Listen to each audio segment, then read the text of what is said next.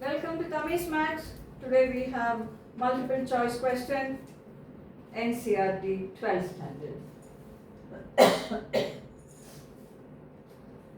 I always try to choose the basic questions for multiple choice so that it's like me revising the formulas with you, and once you listen to simple questions, then the tough ones will be easy for you, or we ourselves can discuss a lot of tough questions in the videos. Now we will see first question. Minus 1 to 1 sine cube x into cos square x dx. A0, B1, C2. Doing something else? Not all this, none of this. Okay. What is a odd function? When fx is equal to minus fx, consider fx and consider f of minus x. If fx is equal to minus of f of minus x, that will be an odd function. What will be an even function? If fx is equal to f of minus x, that will be an even function. Odd function, for example, let fx be x cube. So f of minus x is equal to minus x whole cube, which will be minus 1 whole cube into x cube, that will be minus x cube. That is equal to x cube is fx now. So it is minus, this is odd function. Sin x is odd, tan x is odd, x cube is odd, x power 5 is odd. Like that you can find out what is odd function. You can find out what is even function. What is even function? If fx is equal to f of minus x, then that will be even function. There are functions which doesn't go into any of these categories also. We have odd function, we have even function. For example, x plus x square, x plus cos x. It is neither odd nor even. So we have functions which are odd, we have functions which are even, we have functions which doesn't go into any of these categories. Now, why is that I brought in this? If I have an odd function, integral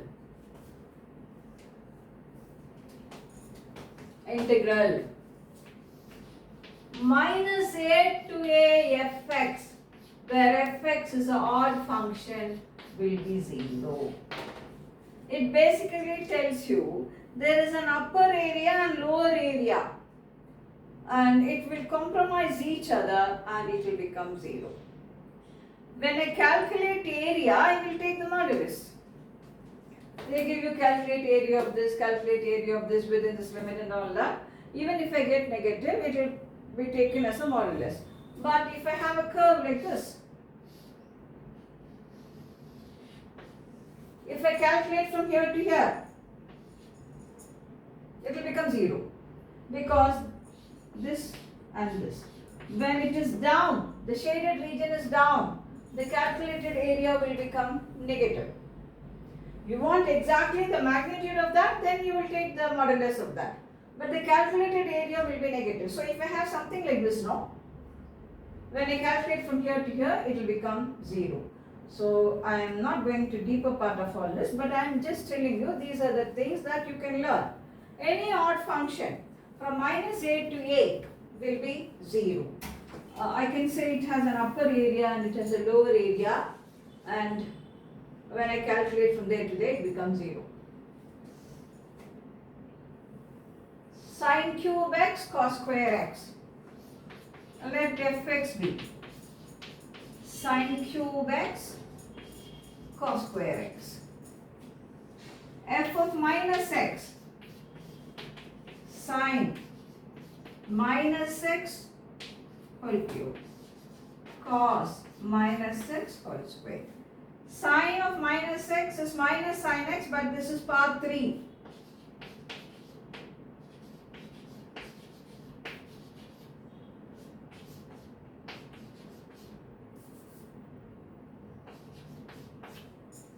It is minus f of x. It is minus f of x. So when f of minus x is minus f of x, it will be an odd function. And integral a to b fx dx, where fx is odd, it will be always 0. So this is the formula I want to give. What is the formula I want to give? Integral a to b, I have nothing to talk about that, whether it is odd or even, because it is a to b, limits are different. But when I have minus a to a, fx dx, if fx is an odd function, the value of that will be 0. Come on, close your eyes and speak.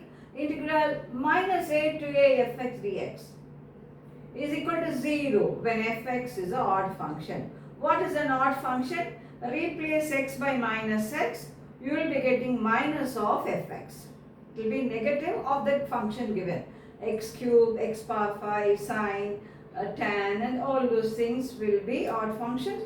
And I told you we have functions which are neither odd or even also. So answer for the first one will be 0. Second one.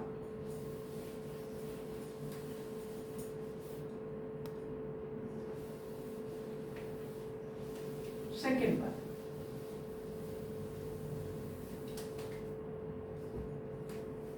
Integral a to b fx dx, this is a formula, is equal to integral a to b f of a plus b minus x dx. Integral a to b fx dx is equal to integral a to b f of a plus b minus x dx. If you want, I will give you a simple proof for this. Put a plus b minus x as t. Put a plus b minus x as t. Minus dx is dt. So dx is minus dt. So f, this is integral, that is minus dt. Next, lower limit is a. So a and a will get cancelled. This will become b. And this is f of t. Next, upper limit is b. Put b and b will get cancelled. I will have here. Now when I interchange the upper limit and the lower limit, when I interchange the places, one minus will be there. So this will be integral a to b ft dt. In a definite integration, the variables does not have any role. Integral a to b ft dt or integral a to b fx dx or integral a to b fy dy, all will be having same answer. So this will be equal to integral a to b fx dx. This is simple proof I am giving you. It's up to you. You know the proof, you will feel it more interesting. See, only when you work hard, you put more time, you have a paper pencil and you have learned, things will be easy. You cannot excuse yourself by saying I don't have time. So what's the second formula we have? Integral a to b fx dx is equal to integral a to b a plus b minus x dx. And I have given a very ordinary proof for this, so remember that. Many of the definite integration problems could be done only when you know the properties. We can't afford to say, oh, I am tired by working. I feel this is taking a long time. Nothing. If you feel it's taking a long time, work it second time, then you will feel, I know this. It's so easy, so simple. Why should I struggle? One more time I work, I'll throw it in like that, and my mind will be so much used to that. So hard work alone will pay you whatever you want. What you want? A very good rank. What you want? Centum in mathematics. What you want? A wonderful education. All that will be got only by your involvement in studies. So next we have problem 2, where I am going to use this formula. What is this? Let's see. It's given here f of a plus b minus x is equal to fx. Then integral a to b x into f of a plus b minus x is equal to, These are the choice given. A, B, C, and D is none of this. This is the question actually. Let's see. Integral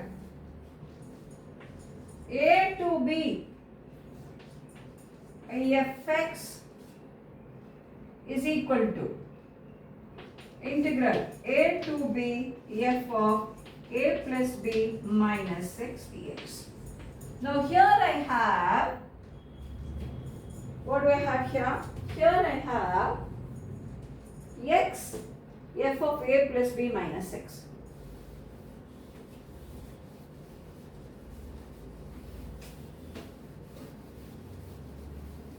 So now consider this. This will be,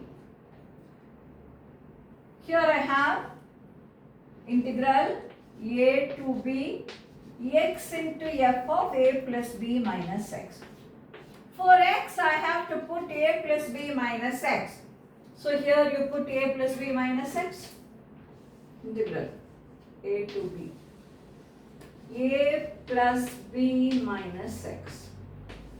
Here, if you put for x a plus b minus x, this will be a plus b will get cancelled and this will become f of x dx. Okay? Here he has given f of a plus b minus x is equal to f of x. He has given that. Now, a plus b is a constant. So, this is equal to.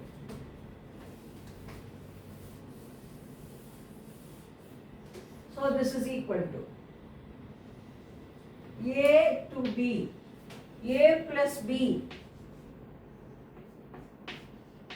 into fx dx minus integral a to b x into fx dx. This is actually integral x fx dx, a to b. This is what we have. Now we have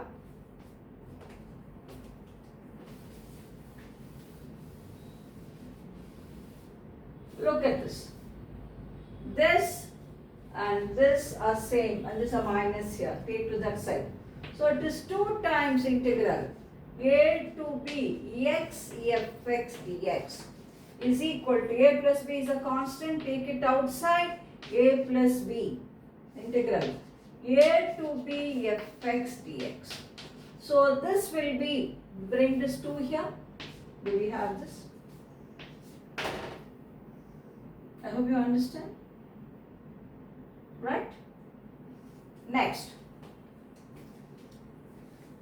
So this is problem number 2. What is the property I have used in that? Integral a to b fx dx is equal to integral a to b f of a plus b minus x dx.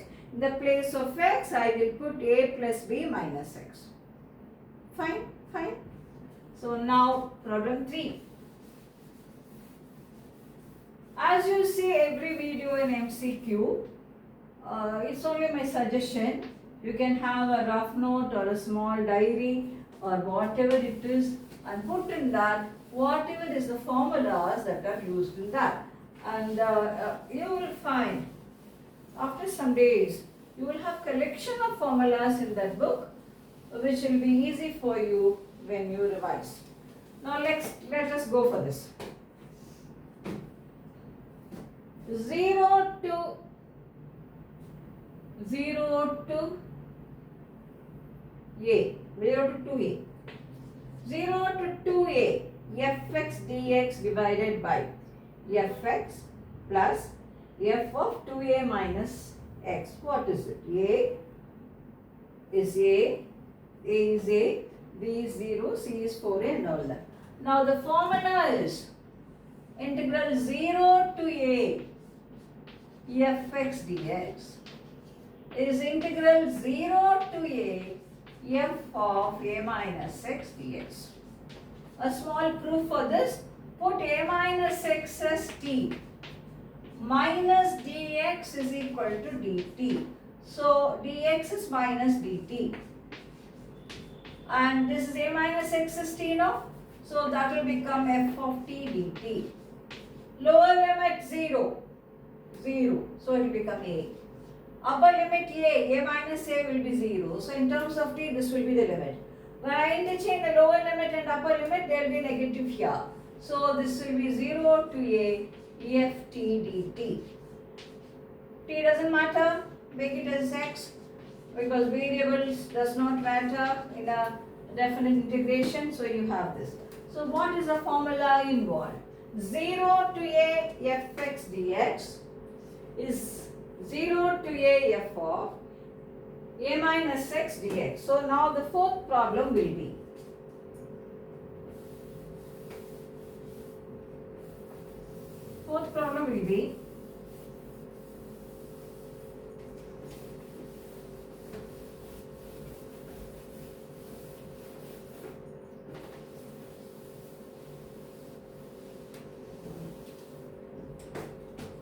let I be equal to 0 to 2a fx by, these are generally the questions they will ask in competitive exams, which are simple, very shrewd, very interesting to work. You can get answer in no time. So when you do objective, the very first thing I can tell is, oh, this is not the answer, this is not the answer, the answer can be this or this. So how do I select it? I'm not at all telling 100% this will be the pattern. But for many questions you can rule out. So when you rule out, you're narrowing the choice. So you try that. It will be simple. For that, what should be the basic? You should be strong in the subject. It's not a joke. So when you are reading your NCRT, read every problem, read every line. That's all. You can blow out all this. Nobody can win you. Do that and see. So now this is equal to 0 to a. Instead of a, it is 2a. So I is also equal to 0 to 2a. F of 2a minus x by, this is f of 2a minus x. Now for x I put 2a minus x. 2a and 2 will get cancelled. Minus of minus will become plus. So this is what I have. Now add both the i's. Add both the i's. I plus I, 2i. Limit is same, so you can add. Denominator is same, so take that as LCM. Fx plus f of 2a minus x. So this is fx plus f of 2a minus x dx. So this and this will get cancelled. So 2i is equal to x. This and this will get cancelled. Integral dx, that is x. 0 to 2a. 2i. Substitute the upper limit 2a. Lower limit will be 0. So what is I? I will be a. So answer for this. See in the choice, a will be the answer. So what is this basic we have learned today? Integral 0 to a fx dx is 0 to a f of a minus x dx. Can you forget? No, you can't forget. See, I scold you. So I'm your teacher, say, I scold you for something. You will always remember that. This madam came and she scolded me. It's like that. These sort of negative things have more impact on us than the positive things. So let's see that. These are all very much registered in our mind and we remember all the formulas. Let's have a mindset like that so that our aim of getting everything correct in multiple choice will be fulfilled. So work it, practice it, have your own ways to master it. Now I'll go for problem number 4. 0 to a, 0 to a, sing the song, yeah. 0 to a, fx dx equals 0 to a, f of a minus x dx. Very simple, very easy, very sweet, very lovely, beautiful. Now, if greatest integral x denotes the greatest integer less than or equal to x, then integral 0 to 2x squared, greatest integral x dx, 16 by 3, 8 by 3, 4 by 3 and none. What is greatest integral? This is the symbol which stands for that. Like I have this, I write 5.1. I should write 5, not 6. Why? That's the definition. Greatest integral of x is x itself or a number less than x, not more than x. So this will be 5. What will be greatest integral of 5? It will be 5 itself because this itself is an integer. That means greatest integral of x is x itself, which will happen when x is an integer. What will be greatest integral of 7.1? It will be 7. Now, the limits are from 0 to 2. It is x squared, greatest integral x dx. These greatest integral sign, modulus sign and any other sign which they insert there are all makeup, full makeup put to the question. The makeup should be removed. You should remove the makeup. Make it plain so that you can see the original face of the problem and only then work it. So what am I going to do? I'm going to become a makeup man now. I'm going to remove the makeup of this problem. 0 to 2. I cannot have like that. I should have 2 consecutive integers here to remove the greatest integral sign.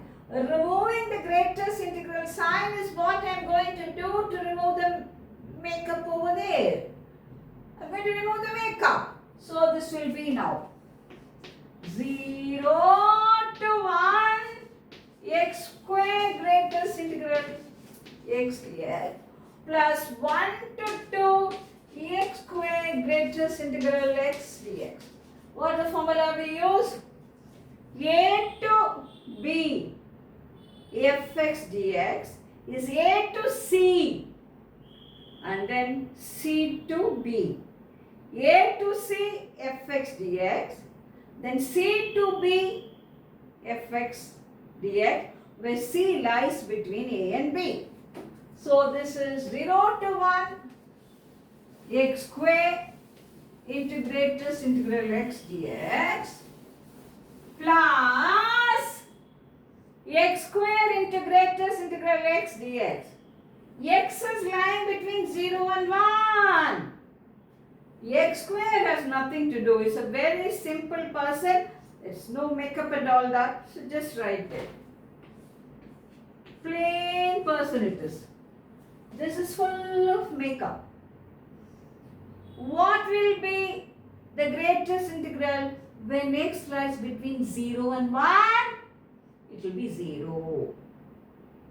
I hope you understand. Plus. So this I have removed. 1 to 2.